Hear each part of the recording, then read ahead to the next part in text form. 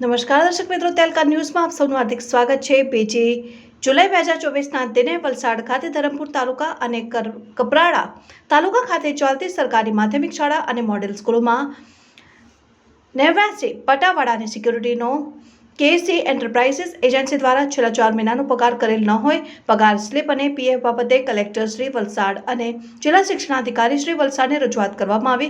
Contract સિસ્ટમના લીધે આજે હજારો કર્મચારીઓનું શોષણ થઈ રહ્યું છે, જેમાં સરકારી માધ્યમિક શાળા આરએમએસએ અને મોડેલ સ્કૂલો કરાર આધારિત શાળાઓમાં 89 જેટલા પટાવાળાને ચોકીદારનો પગાર 10,500 હોય, જે છેલ્લા 4 મહિનાથી કેસી એન્ટરપ્રાઇઝિસ એજન્સી દ્વારા પગાર આપવામાં આવ્યો નથી। તો આ પટાવાળા અને ચોકીદાર લોકો પોતાનું ઘર કઈ રીતે ચલાવે છે? ફક્ત ને ફક્ત આવી એજન્સીઓ કર્મચારીઓનું શોષણ કરતી હોય છે। તાત્કાલિક નિરાકરણ ન આવ્યું તો આ તમામ કર્મચારીઓ સાથે આગામી દિવસોમાં ધરણા પ્રદર્શન કરવામાં આવશે। કલેક્ટર આવ્યા હતા। જય આદિવાસી જોહર। આજરોજ અમે સરકારી માધ્યમિક શાળાઓમાં ધરમપુર અને કપરાડા વિસ્તારની જે શાળાઓ છે એમાં સિક્યુરિટી અને પટાવાળા તરીકે નોકરી કરતા કામદારો સાથે રજૂઆત કરવા આવ્યા છે કે એમનો છેલ્લા 4 મહિનાથી પગાર નથી આપવામાં આવ્યો એજન્સી દ્વારા, અને સાથે અમારી એ પણ માંગણી હતી કે એમની પગાર સ્લીપ આપવામાં આવે, એમનું પીએફ કાપવામાં આવે।